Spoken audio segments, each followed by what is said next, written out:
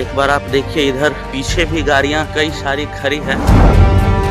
मैं पूछना चाहूँगा गवर्नमेंट से कि कौन सा सॉफ्टवेयर है जो 6 दिन में अब तक अपडेट नहीं हो पाया है। हमारा जो नुकसान हो रहा है वो लगभग 8,000 रुपया पर डे हमारा नुकसान है। इंश्योरेंस फेल होता है तो भी हमें फाइन देना होता है। अब मैं गवर्नमेंट से पूछना ये चाहता हूँ कि गवर्नमेंट की लापरवाही से या उसके सिस्टम की लापरवाही से अगर मुझे नुकसान 6 दिनों का हुआ है तो इसका हर्जाना मुझे कौन देगा?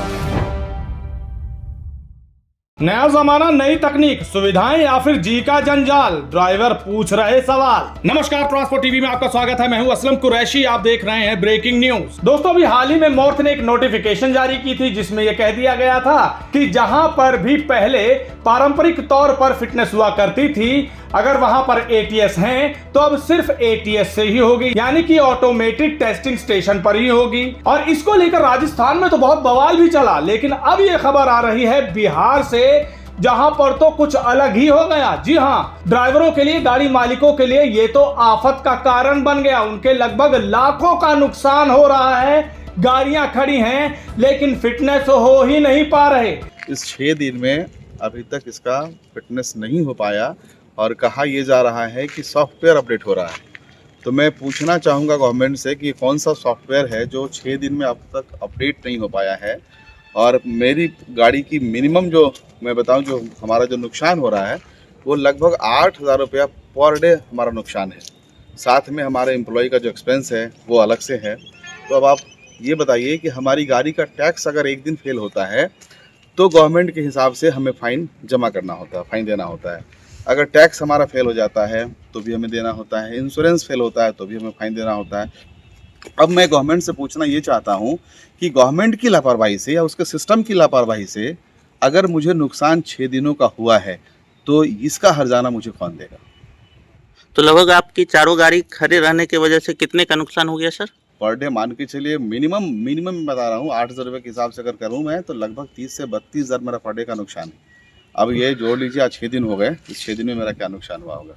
और अभी भी ये बता पाने में असमर्थ हैं कि कब से स्टार्ट हो पाएगा, इसकी कोई गारंटी नहीं। 2 अप्रैल की यह घटना बताई जा रही है। 2 अप्रैल को लगभग गाड़ियां यहां पहुंची। ये बिहार का कालाहानू Bothra industries private limited authorise ATS centre है, नियर शिलवाला चौक, दानापुर, बेहटा रोड, पटना में। यहां पर 2 अप्रैल को ये सभी गाड़ियां पहुंची थी, लेकिन 11 अप्रैल तक किसी का फिटनेस नहीं हो पाया। ऐसी क्या वजह थी? क्यों हुए गाड़ी मालिक और ड्राइवर परेशान? क्यों हुआ उनको लाखों का नुकसान? बताएंगे, लेकिन आगे बढ़ने से पहले आपको बता दें, अगर आपने बीमा पॉलिसी ली है ट्रांसपोर्ट मॉल से और हो जाए कोई दुर्घटना तो आप भी क्लेम हॉटलाइन पर कॉल कर सकते हैं। जैसे ही आप ट्रांसपोर्ट मॉल से बीमा लेंगे तो आपको हॉटलाइन का नंबर दे दिया जाएगा और यह नंबर 12 महीने 30 दिन और 24 घंटे खुला रहेगा। तो अब क्लेम की चिंता छोड़ें और बीमा करवाएं ट्रांसपोर्ट मॉल से। अभी व्हाट्सएप करें 90 831 पर। जी हाँ दोस्तों, यहाँ पर बेहद बुरे हाल है। दरअसल बताया जा रहा है कि यहाँ पर 2 अप्रैल को जब गाड़ियां आई तो सॉफ्टवेयर अपडेशन के कारण फिटनेस ही नहीं हो रहे थे इस एटीएस पर। इनको बताया गया कि हो जाएगा, थोड़ी देर में हो जाएगा, लेकिन करते करते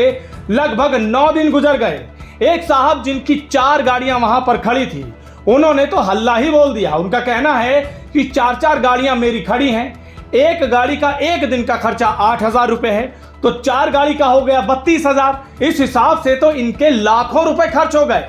काफी जद्दोजहद हुई, बार बार पूछते रहे। जब कोई संतुष्ट जवाब ना मिला तो इन्होंने वहां की सरकारों को, प्रशासन को खड़काना शुरू कर दिया। जी हां, इन्होंने मेल कर डाली वहां के डीटीओ पटना बिहार और एसटीसी बिहार को। आप देख सकते हैं स्क्रीन पर, यशोदा रोडवेज की तरफ से मेल गई हुई है 5 अप्रैल को, जिसमें इन्होंने लिखा है कि ये संतोष कुमार है यशोदा रोडवेज से। इनके 4 वाहन वहां ऑथराइज एटीएस सेंटर पर खड़े हैं फिटनेस रिन्यूअल के लिए। जगह हम आपको बता ही चुके हैं, उसका जिक्र है। इसके बाद इन्होंने लिखा कि एटीएस सेंटर में 2 अप्रैल को इनकी गाड़ी पहुंची, इंस्पेक्शन कंप्लीट नहीं हुई और सर्वर प्रॉब्लम बता दी गई। Fitness fee was already paid, यानी कि फिटनेस फी पहले ही ये पे कर चुके थे 2 अप्रैल को। इनके पास रसीद भी थी। इस हिसाब से इन्होंने बताया कि गाड़ियों का प्रतिदिन कितना नुकसान हो रहा है। 5 अप्रैल तक इनकी गाड़ियों का लगभग नुकसान 96,000 रुपए हो चुका था। इन्होंने ये मेल कर डाली, लेकिन इसका कोई जवाब नहीं आया। फिर 7 अप्रैल को इन्होंने रिमाइंडर मेल डाली, कोई जवाब नहीं आया। फिर 9 अप्रैल को भी इन्होंने मेल डाली, लेकिन कोई जवाब नहीं आया।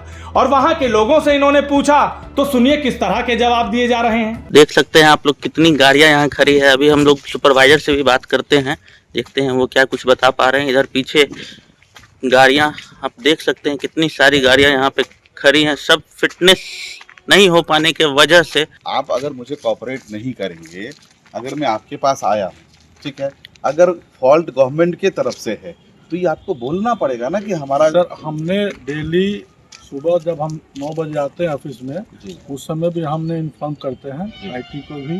क्या अभी- बताया क्या जा रहा है? हमको डेली उधर से रिपोर्ट आ रहा है कि आज कल हो जाएगा। उन लोग कल को हो सिस्टम जाएगा, में चेंजेस कर रहे हैं। हम लोग का हम लोग जितने का भी ये गाड़ी पर्सनली ओनर वाले हम थे, लोग का सबको नहीं हम है, लोग- जो हम लोग का ही सेंटर पे ये प्रॉब्लम है। जी, जी। अब कहीं भी कोई भी सेंटर पे जाकर पता कर सकते हैं, अभी कोई सेंटर भी वर्क नहीं कर रही है। नहीं, तो अगर ये- ऐसी परेशानी थी तो गवर्नमेंट को कम से कम एक नोटिस दे देना चाहिए था ना। ट्रक ऑनर को एक नोटिस हो जाता, पेपर में एक नोटिस हो जाता कि भाई 1 सप्ताह 10 दिन जो है सॉफ्टवेयर अपडेट हो रहा है, इस बीच में आप लोग गाड़ियों को सुचारू ढंग से चलाइए, आपकी गाड़ियों का कोई फाइन नहीं करेगा।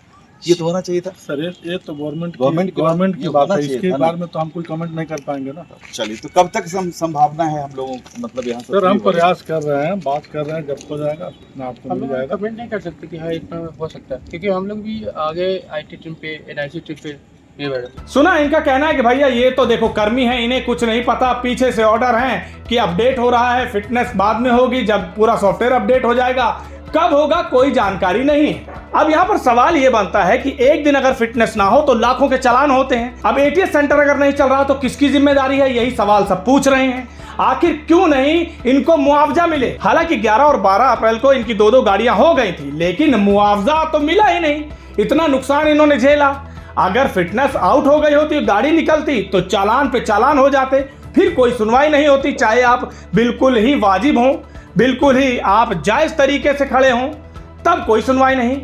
इस तरह के कोई प्रावधान आखिर सरकार क्यों नहीं करती कि अगर कमी प्रशासन और सरकार की तरफ से हो तो मुआवजा इन्हें भी मिले? इस खबर को लेकर आपके क्या विचार है, कमेंट सेक्शन में लिखकर जरूर बताइएगा। अगर आपने अभी तक हमारा यूट्यूब चैनल सब्सक्राइब नहीं किया है तो चैनल को सब्सक्राइब कर लें। फेसबुक और एक्स पर भी आप हमें फॉलो कर सकते हैं। ट्रांसपोर्ट टीवी देखने के लिए धन्यवाद। नमस्कार, जोले मैं कुंगांग जो स्पीति हिमाचल प्रदेश से।